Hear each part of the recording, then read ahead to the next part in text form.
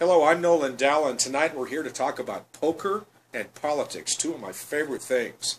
Now, this last week there's been a lot of controversy going on in the poker world regarding the actions and fallout of two players and what they did over in Barcelona, Spain.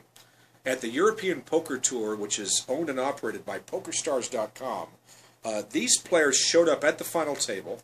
They happened to finish first and second, and then they also had something interesting. Aside from their play, and obviously they played very well coming in first and second, but really what really gained the spotlight and why we're still talking about this almost a week later is because of what the T-shirts of both of their players said. Oliver Bousquet, who finished in first place, he's from New York City, an American player, and he shows up with a T-shirt that says, Save Gaza. Now this refers to the Gaza Strip area, which is between, it's a controversial area, really Palestinian territory that's just south of Israel and just north of Egypt. And that's been in the news a lot lately because it's the base of Hamas and a lot of really innocent Palestinian people. And it's been the area of conflict for a very long time. So Oliver seems to have some kind of solidarity with the Palestinian movement and people, as do I. And we'll get to that in a moment. And Daniel Coleman, who finished second, apparently shares some of those concerns because his T-shirt said, Free Palestine. Self-explanatory, obviously a pro-Palestinian or something that has a messaging that shows solidarity with the Palestinian people and their cause for a free and separate state that's not under occupation. Now, regardless of what your position is on this issue, and I'm guessing the majority of people who watch this video are probably opposed to those messages, that should not be what we're talking about here. I'm not here to divide the world or talk about the Middle East and say, yay Oliver, yay Daniel, go guys, that is not what this is about. This is about a fundamental question about what the rights are, the rights and the expectations, reasonable expectations should be of poker players who go to a poker tournament, play in the event, and then make a final table. Do they have any rights, or do they have any, should they have really the opportunity or right to express themselves as they wish, as individuals, as people who fund the entirety of the tournament prize pool? All right? That's what we're getting to. Obviously, I'm asking some leading questions because my position is already well known. I'll defend that in a moment.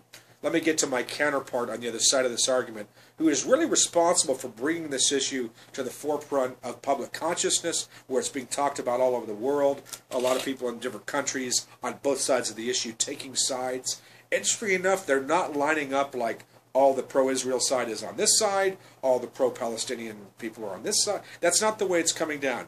It is a much more fundamental question that even if you don't have a bad analogy here, dog in the fight, you still can have opinion on what should be appropriate inside the poker room and what your rights as players should be.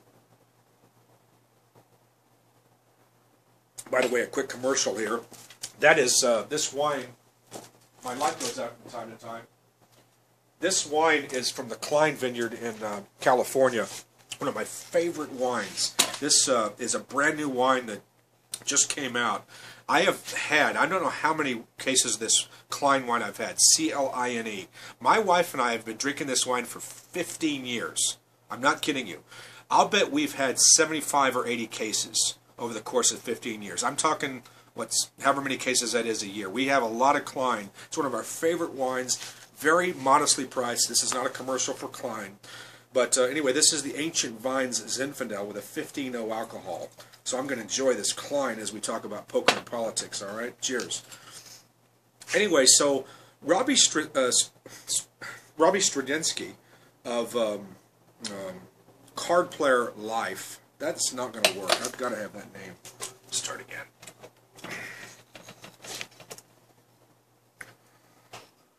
Fucking thing.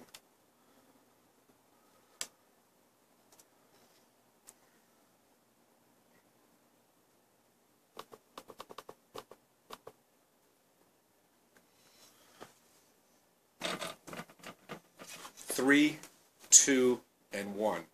There's an excellent writer and reporter. His name is Robbie Straczynski, and he writes for a site that I believe he owns and operates. It's called Card Player Lifestyle, and this is an outstanding site. Regardless of where you may despise me, or you don't like what I say, whatever. But listen to this. Please go to his site.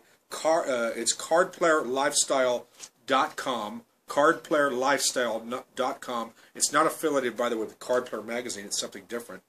And Robbie has his own opinions. He lives in Israel, of all places. Israel. And he has, obviously, some interesting perspectives on not just poker, but the situation going on in the Middle East right now. Now, interestingly enough, I've never met Robbie before. I've never met him before. Oddly enough, we've developed, I think, a certain kinship as writers. I think we've developed certainly a mutual respect for each other. I really like what he writes. I really like what he says. I don't agree with hardly any of it, strangely enough, but I really like the way he presents his arguments in an articulate, creative, outside-the-box thinking that I think we need a lot more of in poker. And Robbie, you know how much respect I have for you and your writing, and I say to him, keep up the good work. Keep us thinking, keep us on our toes, keep challenging the basic assumptions that a lot of us have in this game, because those things must be challenged, in my view, for us to move forward. And Robbie Straczynski is a wonderful voice in this game. I encourage you to visit his site and read his latest, actually the first of 2 or 3 things he's written on this topic. The title, I believe, was Politics Has No Place in Poker. Now, on the surface, by the way, it's a very good article. Please, again, go to cardplayerlifestyle.com. And I want to reflect on this for a moment, because that is a great title.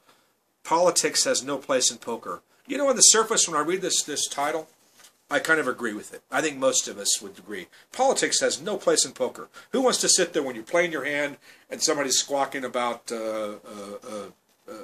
whatever political issue it is? Does anybody want to listen to that stuff? Probably not. And I there's nobody more interested in politics than I am. And when I'm playing my hand, I don't want somebody squawking to me about politics. I understand that. During the play of hands, we should not discuss politics. We understand that. We agree. We should not discuss politics during the play of hands. Got it? So we agree on that. Is poker, should politics be discussed at the poker table at all? Well, I would argue that much like life, that when people gather around 8 or 9 players, they're going to discuss the events of the day. They're going to discuss what they're angry about, the things that make them sad, their marriages, their divorces, their girlfriends, whatever they like to drink. They're going to discuss who they are. They're going to express who they are at the table. That is what we do. When you're at the poker table, you express who you are. Sometimes not verbally. Sometimes not verbally. Sometimes through other means. Now again, I don't know, Oliver Bousquet hardly at all. Daniel Coleman I've never met. These are the players, of course, again, who express themselves politically in their messages. Now, they may have thought that I'm never going to get a chance to go out and say and express my point of view on this very current topic. So they decide to go into the European Poker Tour and say, I'm going to wear this shirt, just like I'm wearing this T-shirt. I don't give whatever about the Philadelphia Flyers. I think I bought it because it was on sale. Anyway, so they go in with these shirts, and it says, these things. Cut there.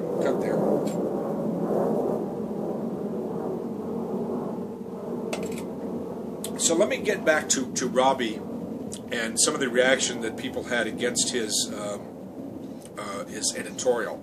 It was his opinion. It was expressed well. It was done with good intentions. It actually was very effective, because you know what his editorial did when he wrote this for Card Player Lifestyle? It actually affected change. It actually got PokerStars, and specifically Eric Holreiser, who is the Director of Communications for PokerStars.com, to issue an official statement for the first time. I think it's the first poker tour or first poker organization that's ever come out and said exactly this. And I'll read this statement to you. The statement says as follows. I have to read off Robbie's own column. This is when he contacted Eric Holreiser. This is what PokerStars wrote back. Now listen to this. Our tournaments, this is Eric Holreiser speaking on behalf of PokerStars. Our tournaments are designed to promote poker and poker competition, and not as a platform for political statements. Players have many channels to express their views on world politics, but our tournaments are not an appropriate place.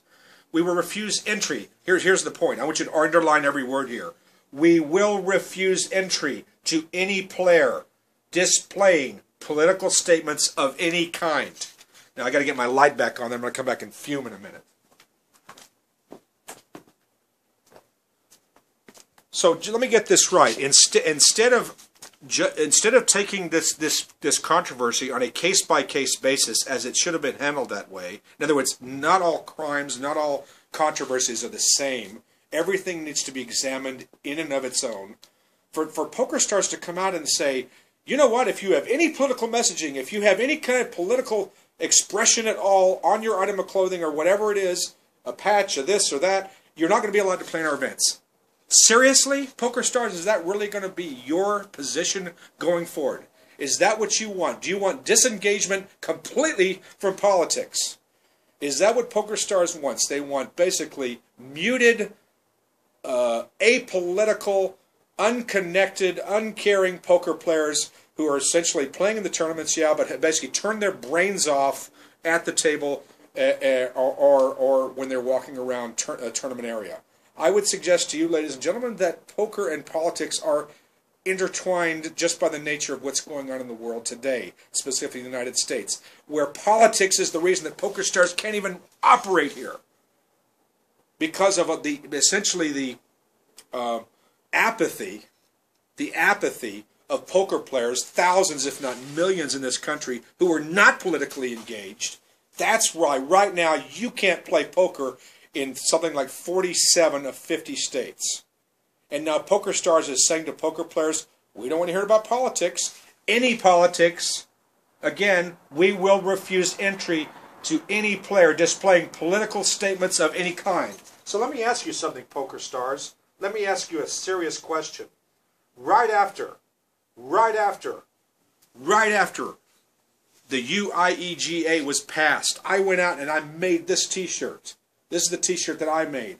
I said, I'm a criminal now because I play poker, because I choose to play poker consciously in the state of Nevada, in the United States of America. I'm now a criminal. And this is also what I wore. I forgot what it says here, but it says something like, the federal government thinks I'm a criminal because I choose to play online poker or gamble on the internet, whatever it is. The government thinks I'm a criminal.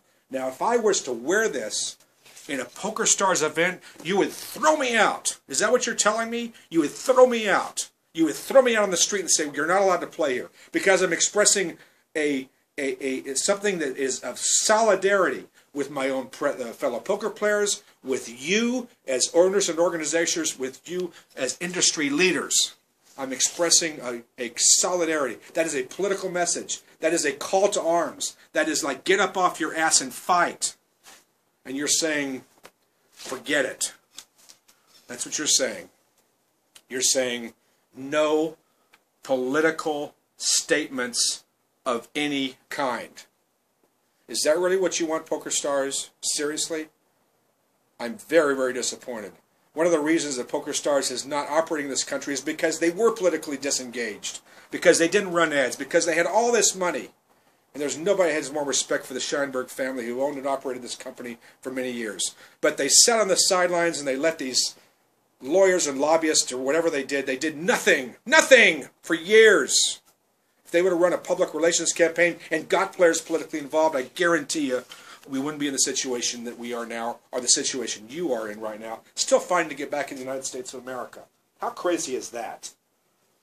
When I walk in and as you know, I full disclosure, I worked for PokerStars for 3 years. I worked for that site for 3 years. When I walk around Las Vegas and I wear this t-shirt, PokerStars.com, I'm really in violation of, in a sense, the law and the legalities here. This is essentially something that cannot operate in this state, in this country right now, this site. I walk around the state of Nevada, and I'm essentially, I've had people like raise their, what is that? You know, I thought that the site that's under indictment, whatever. This is the irony now. Here's the irony of this now. I can walk into the Venetian right now, and I can enter a poker tournament wearing this shirt in the Venetian, owned by Sheldon Adelson, the biggest enemy, the public enemy #1 of all poker players. They will not throw me out of the Venetian if I wear this shirt. I guarantee they wouldn't. And I'll bet anybody amount of money that if I walk in the Venetian, which I would never do, by the way, I boycott the Venetian. I don't go in the Venetian. And anybody that plays poker at the Venetian is a traitor, Traitor, a traitor, if you play poker at the Venetian. But if somebody made me a proposition, I would wear this thing, I would go into the Venetian poker room, and I guarantee they wouldn't throw me out. They would not throw me out of the Venetian for wearing this T-shirt. You know it and I know it. They would not do that. But I'll tell you what, if you wear a political message now of any kind, displaying political statements of any kind, you cannot play in a poker tournament that is run, owned, and operated by PokerStars. That is so wrong. That is such an overreach. That is such a... even if you're not in politics, how can you not, stand up for yourself? How can you not say, that's wrong? How can you not say, we, the players, are the ones who fund 115% of the prize pool? Not 100%, 115%. You're paying the salaries of the light bill, and the dealers, and the executives, and the floor men, and your own prize pool, and you still don't stand up for yourself? Are you kidding me? Really, I don't want to get off on this other subject, but you deserve having the game pulled out from under your if you're not willing to stand up for yourself. You really do. And now here's PokerStars, the one site, the one organization in the entire world that I would expect to do the right thing. That I would expect to understand how important it is to engage players, to motivate players, to get involved. Now there's a lot, I'm going to answer a couple of questions, legitimate challenges to what I said here. Oh, okay, you can fight for political causes outside the poker room. There's plenty of places to do that, but when you're playing poker, you shouldn't be discussing politics or involved in the political debates or discussions, what have you. I kind of understand that. Nobody is talking about wildly getting into these political engagements while there's a poker hand going on. I've been playing poker for I don't know how many years, 30 years. Nobody has got more political passion than I do. And I've never seen an issue where during a hand somebody said, would you guys shut up quick? I've never had that happen. Because it's common sense. We know we're not going to talk about the Middle East crisis, or the online poker controversy, or Sheldon Adelson, or the 2016 presidential debate while the hand is being played. That doesn't happen. Most people have common sense. Just about everyone doesn't really want to hear that stuff. And everyone understands that. So what we're talking about here is the ability and the freedom to express yourself as to who you are at the poker table. And there are some that say PokerStars has the right to put up rules to say, you know what, you're not allowed to play poker here if you're going to have a political T-shirt on. Do they have that right? Absolutely they have the right. Yes, they do. They have the right to defend it. They have the right to put the policy up. They have the right to say just about anything they want. They can say, we don't want to have... we don't want to have whatever. I mean, they can almost discriminate. They can make any rule they want and say, you can only come and play our event if you do so under our rules. And if you sign up and walk in the room, you have to sign here and play under their rules. That's fine. However, I, as a poker player, have a right to dispute those rules and challenge them and say, why are you doing this? Why are you overreacting? As much respect, again, as I have for Robbie Straczynski, I really do have respect for his point of view. But my goodness, could you not handle this thing on a case-by-case basis? Here's what I would have suggested you do. When Oliver and Daniel come up showing these T-shirts with, I think before the final table starts, it's 9 players, I assume. You say, listen, gentlemen, we cannot have that at this table. Would you please take those off or change them? We just respectfully request. And I'm guessing those gentlemen probably would have complied. I'm guessing. I don't know them again, but I'm guessing they would have complied. Well, they go ahead and play, and once they're playing, this happens, and this and that. Whose fault is that? All right, first of all, that's probably PokerStars for letting it happen. Then once it happens, their policy is not to say, you know what, from now on, here's the press release that I write, from now on we're judging all these on a case-by-case basis.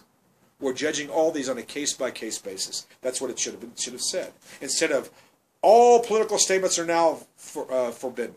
All political statements of any kind are now forbidden. Here's what's funny, is I got this T-shirt. I got this T-shirt in 2001. In 2001, I went to obviously a pro-Palestinian march in Washington, the nation's capital, where I lived. Strangely enough, it was after 9/11. And I won't get into all that, but I will say that I wore this shirt around Washington. I've worn it many times since. I've worn it in poker rooms. And I don't wear it like, like, look at me, or you know what, I'm a hater, or I'm evil, or I'm pro-terrorism. It has nothing to do with that. I don't know Oliver's motivations. I don't know Daniel's motivations.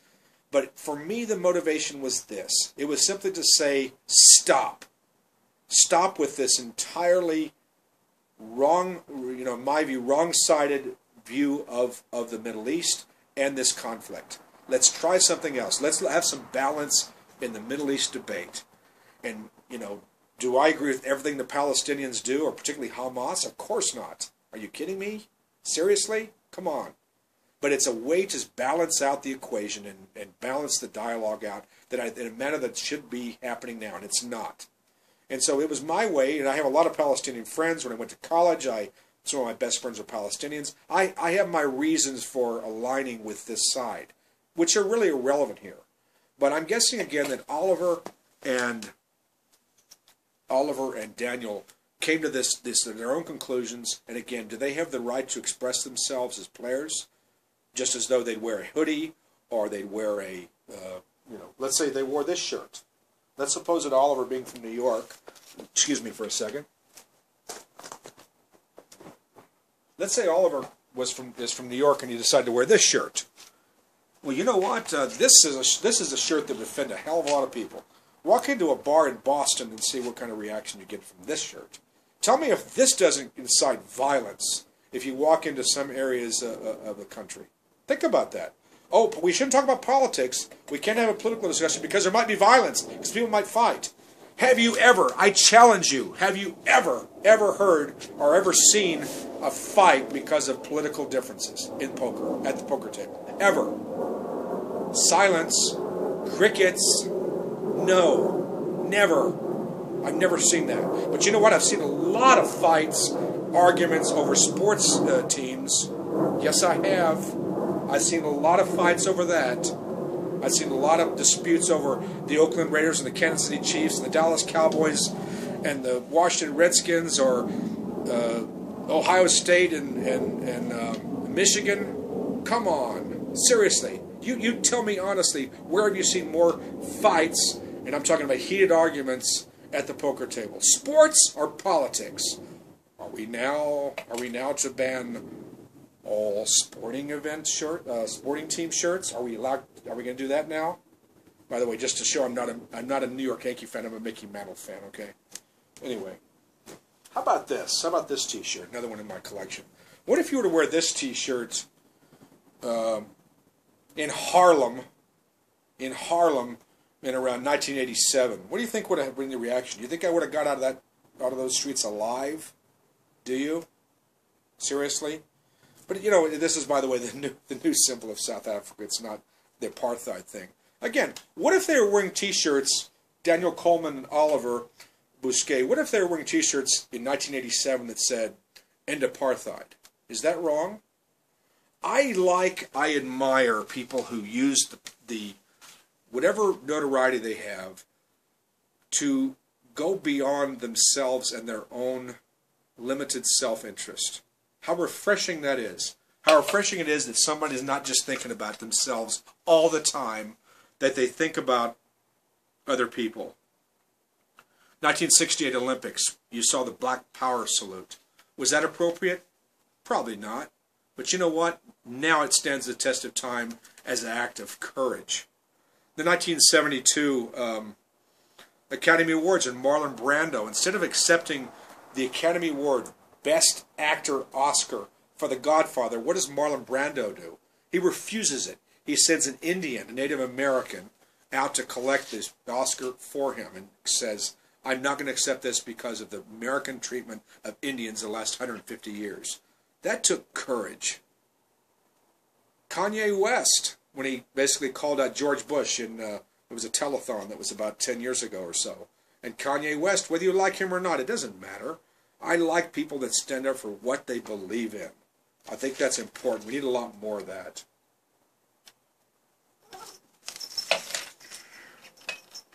And I have the cats out here. I've got Pharaoh and Alex. And maybe you'll meet them in a minute. Let me say this. You know, is politics appropriate in sports or in politics or in poker? I would argue to you that we really have a polluted society where Justin Bieber is somehow acceptable table conversation. Kim Kardashian, that's acceptable table conversation. Miley Cyrus is acceptable table conversation. But my goodness, if you have a political point of view, that's not acceptable table conversation. Seriously? Is that going to be the policy of PokerStars? Is that where we're coming to in poker, where we can express really the repugnant attitudes of mediocrity over something that really requires determination and conviction and some deep thought? Essentially, you're saying erase your commitments. Suspend your expressionism and just blend in and wear a hoodie and some sunglasses and blend in and don't be anybody. That's what you want, PokerStars? Is that what you want? You don't want individualism. You don't want expressionism. You don't want people saying anything that can be controversial. Seriously? What if I walk into your tournament in a few years and I say, Pat, Ryan, 2016, Republican prospective nominee, or you know, whoever it is, or Hillary Clinton, or whatever. Am I allowed to wear that T-shirt at your event? No political statements whatsoever. That is your new policy. Change it, please. Change it. It's fraught with all kinds of problems in the future.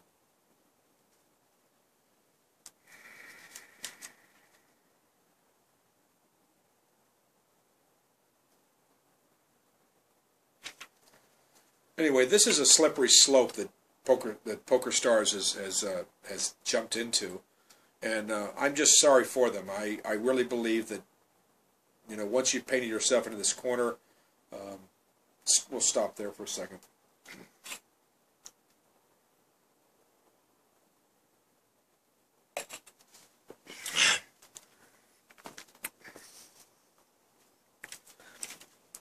Come here, Alex. Here.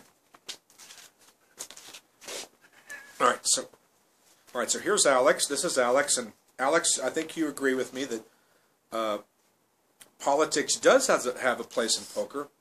Poker and politics are intertwined just by the nature of what's going on right now, especially in the United States.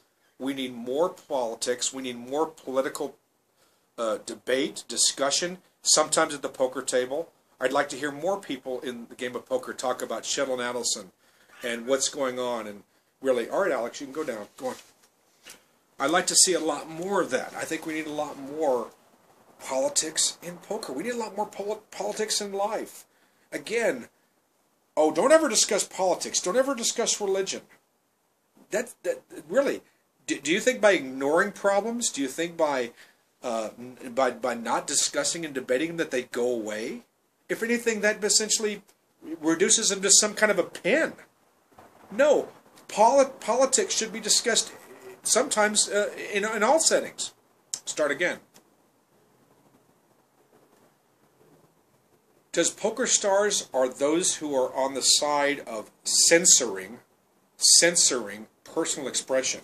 Are they of the opinion that politics should be one day of the week, a couple hours of the day, maybe just in this pen over here? Put them over in a pen. Let them express their protest. Let them have their say.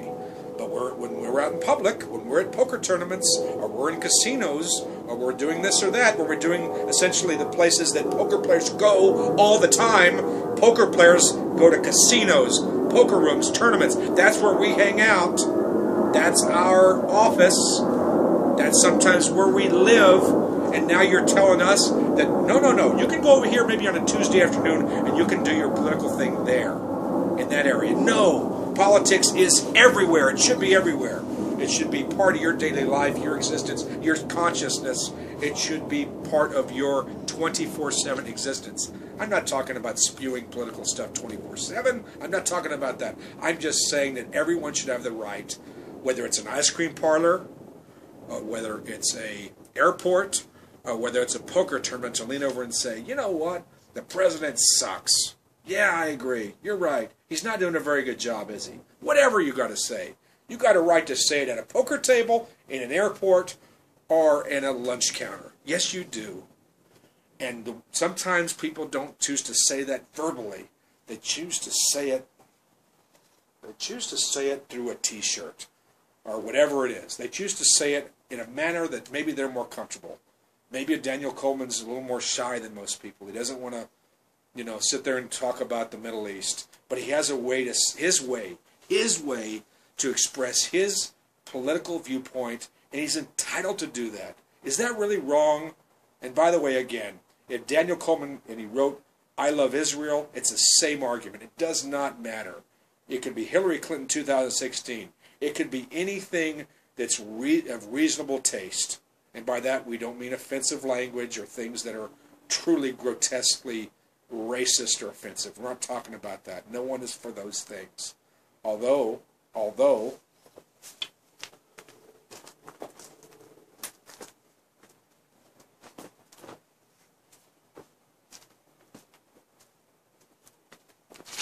will say this about that. If it was up to a Nolan Dalla world, if it was up to me, what would I do? Would I allow some idiot to wear a Ku Klux Klan t-shirt or a swastika or some kind of ridiculous, hateful symbol? Would I allow that? You know what? I would. I would. You know why? Because here's why. Because I want to know who the morons and the idiots and the racists and the truly evil people are. Wouldn't it be nice if we could just look at their t-shirt and tell what they think and where they believe? Wouldn't that be wonderful? Wouldn't that be wonderful? You could say, that guy's an asshole.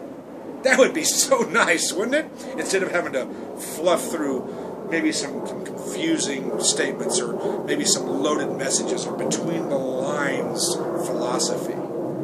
Because that's what, everybody's on edge now about all these subjects and issues. So you have to kind of guess. Oh, I don't know what you believe. How about somebody just comes out and says, here's who I am, here's what I believe, this is my point of view politically. This is who I am. And now PokerStars says, no. You can't do that. You cannot do that. That is wrong. We're not going to allow that. That's really the society we've come to. Another shirt I wear from time to time. Oh, let me give you the background on this one. By the way, here's another shirt I cannot wear at a PokerStars event. Here's another shirt. A lot of people who know me have seen me in this shirt. I wear it all the time.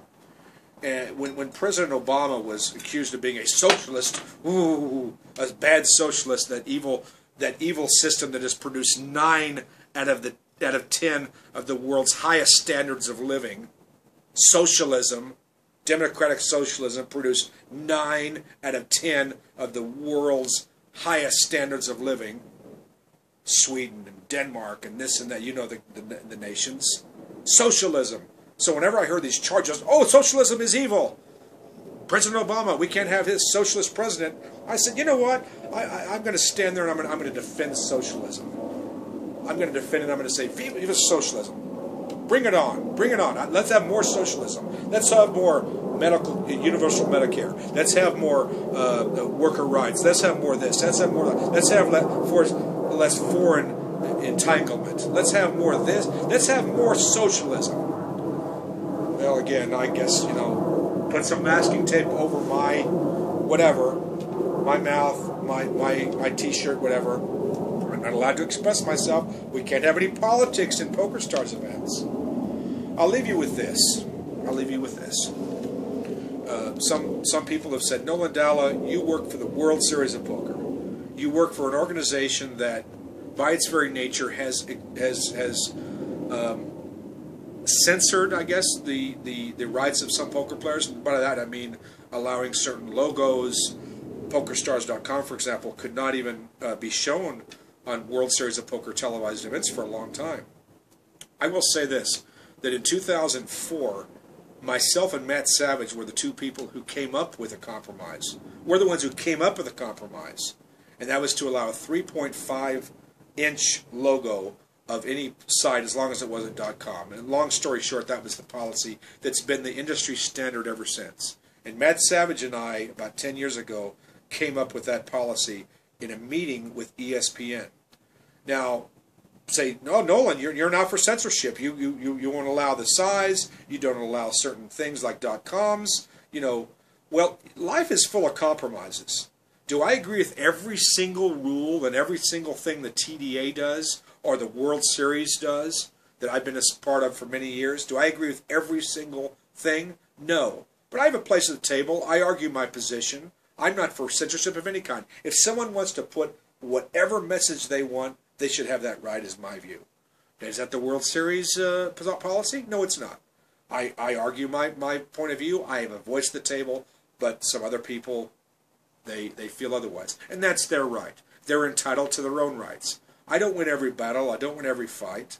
I still work for the organization, so I'm certainly in no way a hypocrite, because I will always fight the things that I believe in. And to his credit, Ty Stewart, who I've reported to for many years in the World Series of Poker, listens to that voice. Doesn't always agree. Sometimes doesn't agree at all. But he allows me to have a voice at the table. So again, when we work for a large organization, whether it's the World Series of Poker, whether it's the United States Air Force, whether it's the State Department, whether it's a corporation that you may work for, do you agree with everything they do? Probably not. But you still work there because you want to have a seat at the table and a voice in the debate. Poker Night in America, one more thing. I work for Poker Night in America, many people know. Do we allow these logos? We pretty much allow anything as long as it's in good taste. Would we ever censor a political message? Probably not. I can't imagine unless it was something that was overtly offensive to a majority of viewers. And I think people get that. You can't have F-U-C-K whatever on the show.